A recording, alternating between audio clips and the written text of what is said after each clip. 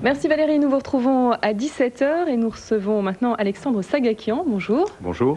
Vous êtes directeur associé de Direct Panel, c'est un institut de sondage en ligne et vous avez réalisé une enquête pour la Fédération des entreprises de vente à distance. Tout à fait, oui. Alors, premier constat, les ventes en ligne non alimentaires continuent de bondir, plus 53% l'an dernier, mais comme dans le même temps, finalement, la consommation moyenne des ménages en produits manufacturés, progresse très faiblement, on se dit que finalement les cyberconsommateurs, ils dépensent peut-être beaucoup d'argent, mais ça reste une espèce à part.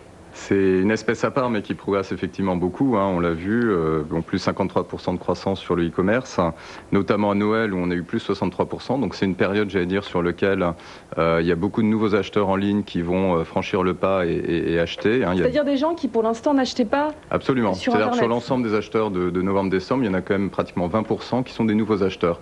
Donc c'est vrai que la croissance du e-commerce est tirée à la fois par les nouveaux acheteurs en ligne qui arrivent, mais aussi par les anciens qui achètent de plus en plus et des objets de plus en plus chers en fait sur Internet.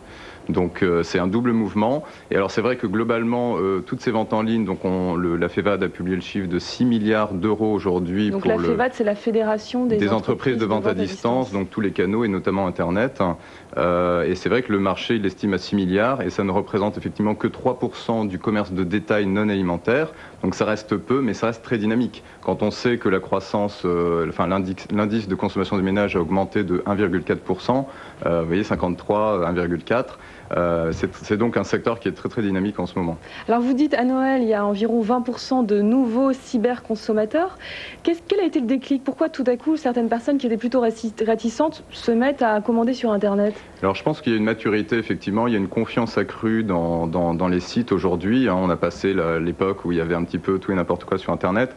Les raisons qui sont citées sont essentiellement la commodité, c'est-à-dire c'est vrai que la période de Noël c'est pas évident, il y a beaucoup de monde dans les magasins, donc pour éviter la foule, pour éviter les magasins, de temps en temps effectivement il y a ce facteur qui a beaucoup joué. Et je pense qu'il y a un autre facteur qui a très significativement augmenté, c'est le choix. C'est-à-dire qu'on trouve de tout sur Internet et il y a une étendue de choix. Je veux dire qu'on cherche un livre, qu'on cherche de l'électroménager ou du Wi-Fi, on va avoir un choix très très important. On va pouvoir comparer les prix, les produits, les caractéristiques et ça effectivement c'est plébiscité. Alors on va voir justement les produits stars, oui. Les produits qui sont les plus vendus sur Internet. Alors en premier ce sont les CD et les DVD. Là ça véritablement c'est le boom de... C'est de loin effectivement les produits culturels qui arrivent en tête, suivis par les billets de train et d'avion. Il faut savoir effectivement... Donc les CD, les DVD, puis les livres, puis voilà. Les billets de train d'avion. Puis les billets de train d'avion, parce que les personnes se déplacent quand même beaucoup à Noël. Et ensuite seulement, on a les produits textiles, dont on parle peut-être beaucoup moins, mais qui se vendent beaucoup. C'est quelque chose qui est très populaire dans la vente à distance classique. Les Trois Suisses la redoutent. Ce sont ces groupes-là, en fait, ces groupes traditionnels de vente par correspondance qui, de plus en plus, vendent sur Internet, en fait. Oui, alors effectivement, ça fait partie des gros acteurs. On a aussi des pure players, ce qu'on appelle des pure players, des gens qui ne font que du online, qui n'ont pas de magasin physique, comme Amazon et comme d'autres. Donc il y a les deux acteurs aujourd'hui et ils sont une concurrence acharnée. Donc il y a effectivement les anciens acteurs qui sont très présents, c'est sûr, oui. Alors il y avait une réticence quand même qu'on entendait beaucoup chez les gens, c'était de dire moi j'ai pas très envie de commander sur Internet parce que je veux pas laisser mon numéro de carte bleue. Oui. Est-ce que ça tombe? Alors aujourd'hui, je pense qu'effectivement, il y a ce problème qui a pu exister aujourd'hui, il existe très peu.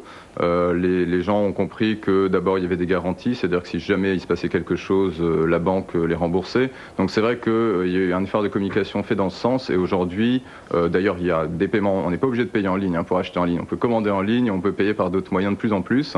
Et je veux dire, une fois qu'on a fait la première commande et qu'on a vu que ça s'était bien passé, ensuite on réachète et ça c'est montré dans l'étude. Donc ce chiffre de 3% du commerce de détail, ça pourrait augmenter ça augmente, oui, ça augmentera dans les années très qui certainement. Viennent. Merci beaucoup Alexandre Sagakian. Je rappelle que vous êtes directeur associé de Direct Panel, un institut de sondage en ligne.